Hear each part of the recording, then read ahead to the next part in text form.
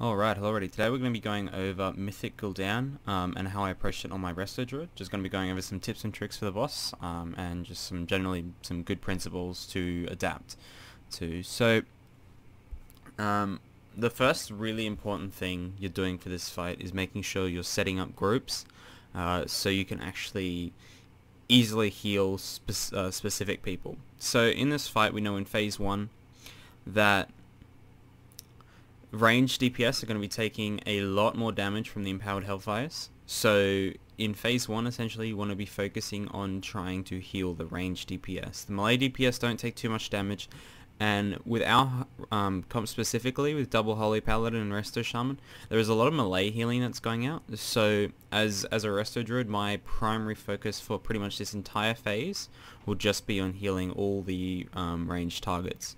So you'll see I should have an additional focus on the mages and the hunter and the early shaman, and that's primarily just because they're the squishiest targets. So off the start of the fight, it doesn't really matter what you do here. You can hot up a whole bunch of people. You can pre-pot and get a little bit of a drink in, so you're full mana to start the fight. But it's pretty irrelevant if you have a shaman in your group who can just use the gift to the queen. You'll see now, gift to the queen, and then everyone's topped instantly. So really, there's not really much point in expending too much mana in this first little phase here, just because a shaman is so much more efficient at healing it. So, start of the fight, nothing's really going on, just make sure we're having hots on the tank, and just putting out some DPS. You'll see here I should walk to the back of the room in a second when the eyes spawn, because this is my spot. Now, this spot is something we chose specifically. So, for the empowered bonds, sometimes they come out when the eyes are out, and you can't be stacking up.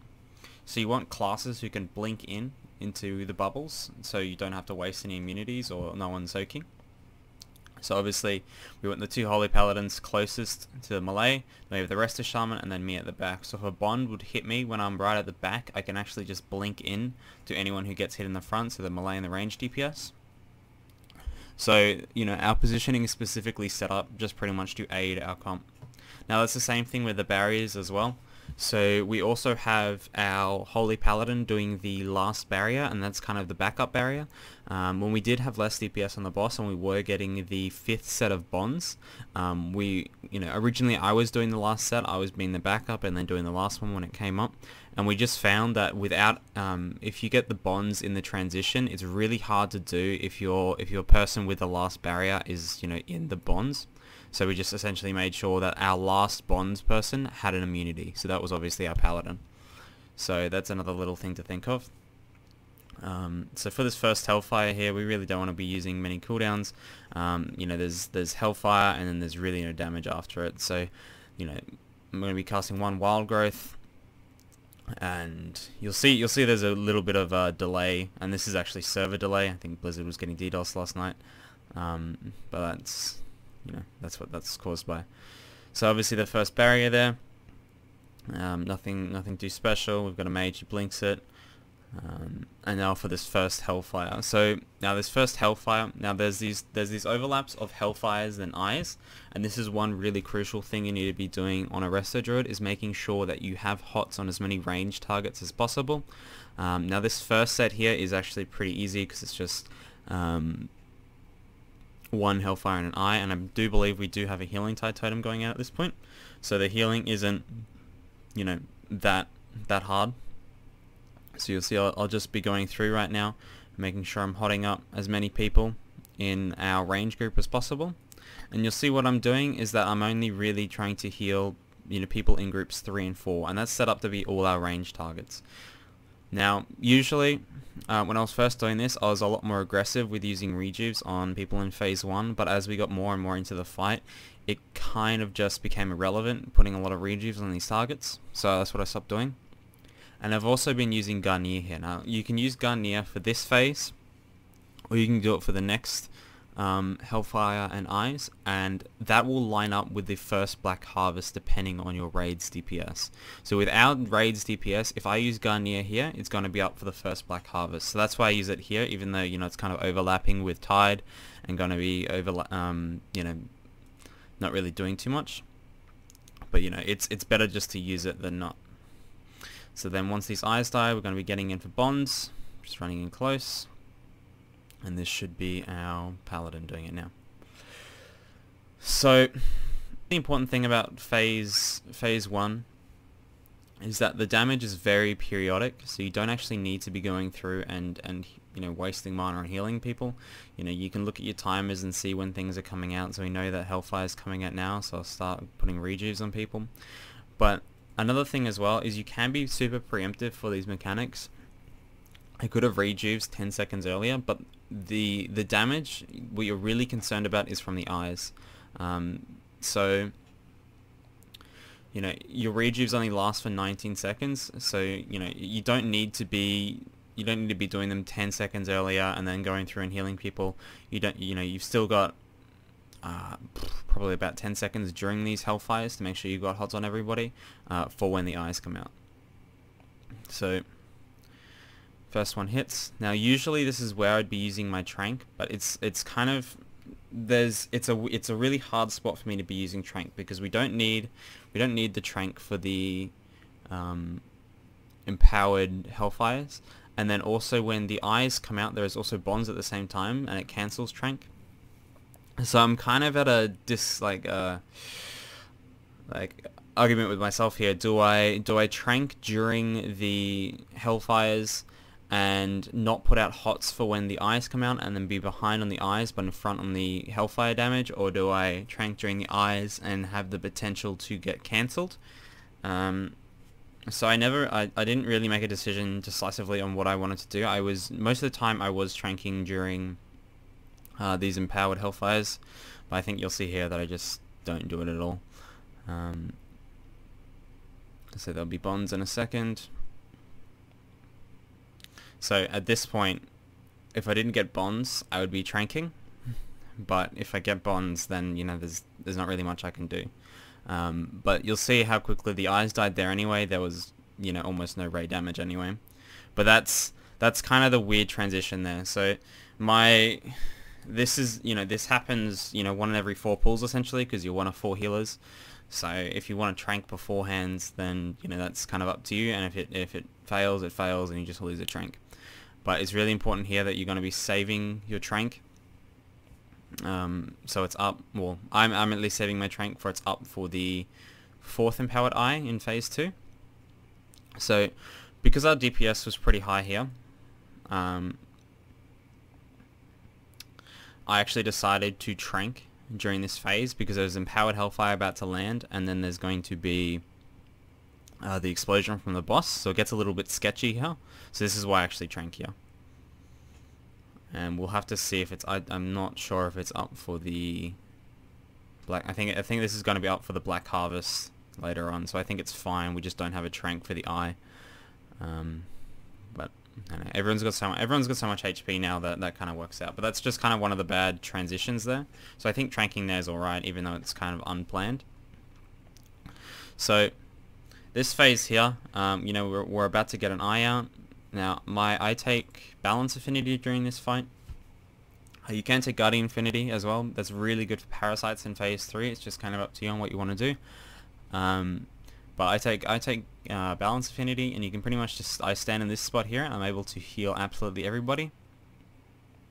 So put the Hellfires on the edge, and I'm stacking on my mage there because I'm retarded.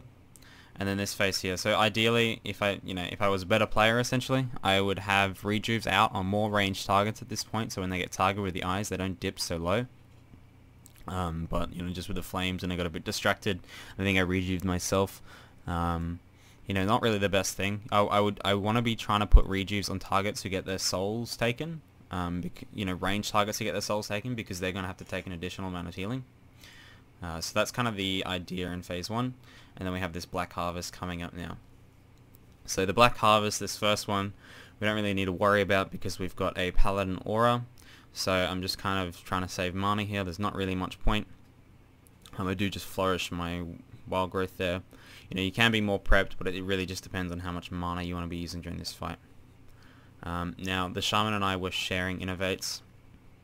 So it's just kind of depending on whose mana is highest, and I think we were a little bit we weren't the best in planning on when we're going to use each one, just because, you know, between pool to pool, you can like the amount of mana you use can be significantly different.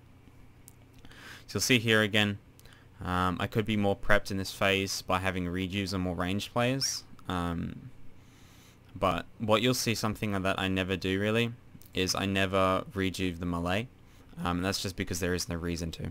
So my focus in this phase is trying to rejuve target, like the squishy targets. So you see the hunters, the mages, the Ellie shamans, and then obviously the rogues and the tanks who are soaking. That's my main targets to heal. So you'll see me pretty much throughout this entire phase just chucking heals out on those targets specifically, even though they might be at full HP or, you know, might not be in danger of dying. So Black Harvest coming out now. Now I do play a bit aggressively here with the Wraths. You could be putting out more rejuves, you know, getting 2-3 more globals of rejuves, but I just know at that point that we're not really at risk of dying. Again, we've got a healing tied out, and it's better for me just to save the mana than overhealing with more rejuves. Just if you're doing this on progression, well, it's better off you know, using that mana there, because you don't know what's going to happen. You might not be as au fait with dealing with the flames and stuff. People take a tick of flames, then they're susceptible to dying. It's just really at this point that everyone's got, you know, 4 million HP, and that you can live those Black Harvests without that much healing. So this third eye here is going to be my essence, and you'll see my positioning here right in the middle.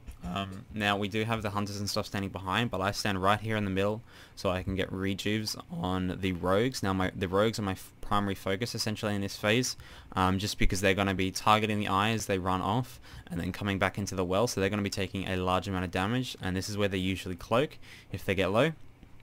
So I just stand in the middle here, and making sure that I can actually heal them. So you see that I have rejuves on them constantly, and then I chuck my Garnier up and they should be fine for that entire phase. So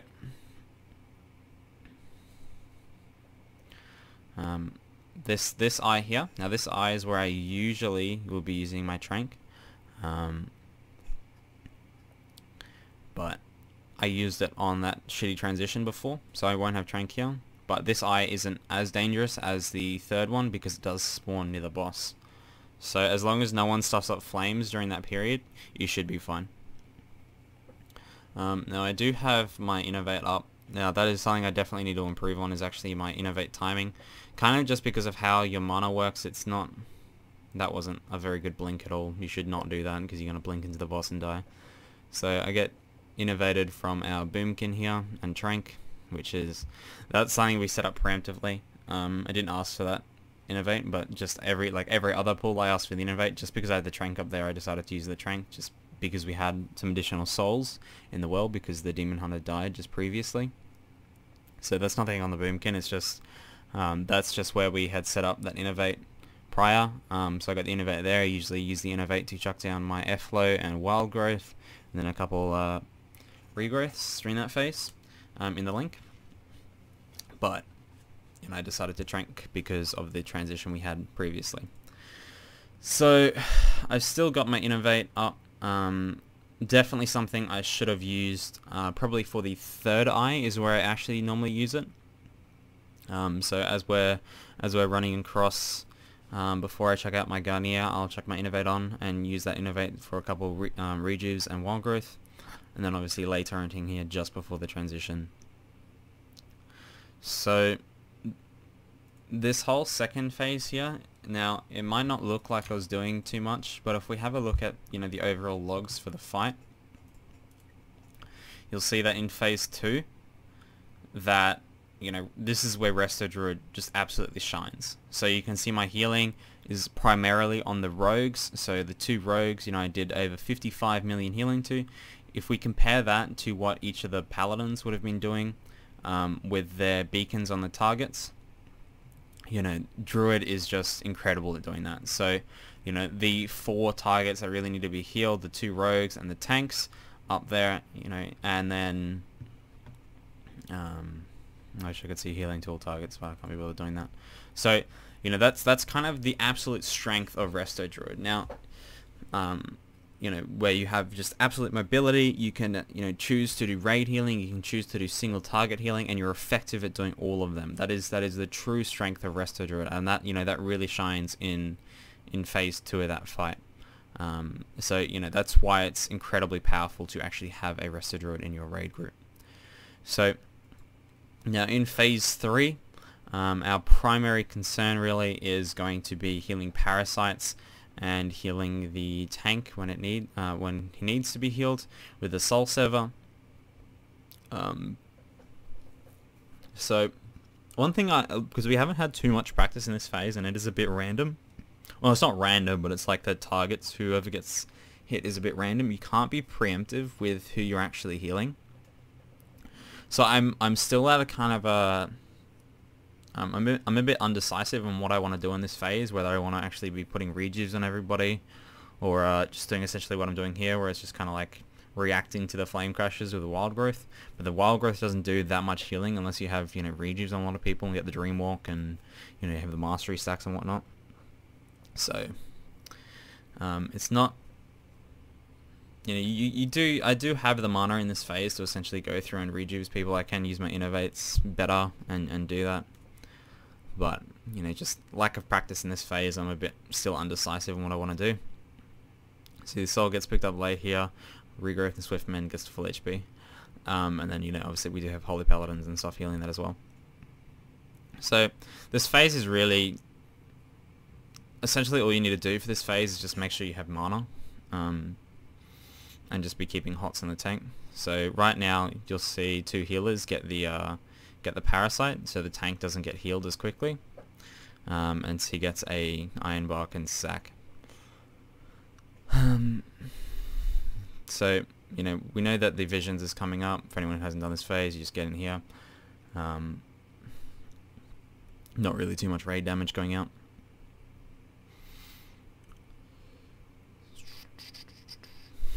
So again, you know, really all we're too concerned about in this phase is just making sure that we have hots on the tank preemptive to the mechanic. Other than that, you know, just casting wild growths and rejuves on people who have the parasites. You know, I don't want to be spot healing them too much, because the important things about the parasites is that they don't need to be healed to full. They need to be healed to a point where they're not going to die from the flame crash, and that's about it. You don't want to be spamming the parasites over the tank. I think you'll see in a moment there will be a transition where I think me and our Holy Paladin get the parasite, and you'll see kind of where the tank debuff healing just kind of falls apart. So, flame crash. And obviously, again, like, just, there isn't any decisive points in this fight where there's a lot of raid damage except for when you're charging up the essences. So using things like Flourish and Garnier is kind of a bit reactive, I would say. So the ideal thing to do would be obviously using a Flourish on your Cenarian Wood. Let's see if I do it here. Yeah, I do. So I Flourish my Cenarian Wood, and then this is where... Oops, shit.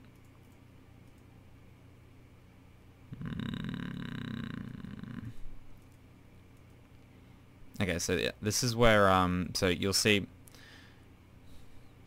I'll go back 10 seconds. So you'll see coming up now, so I'm going to be flourishing my Cenarian Wood, and this is where both Whitey and I get the debuff, and that you see how close the tank got to dying, and that was even through a sack. And that's essentially just because, you know, 2 healers essentially got the parasite and are running in, and they're not focusing on healing the tank. So I've already got 2 rejuves on both parasites. You know, you don't need to worry about spamming them really.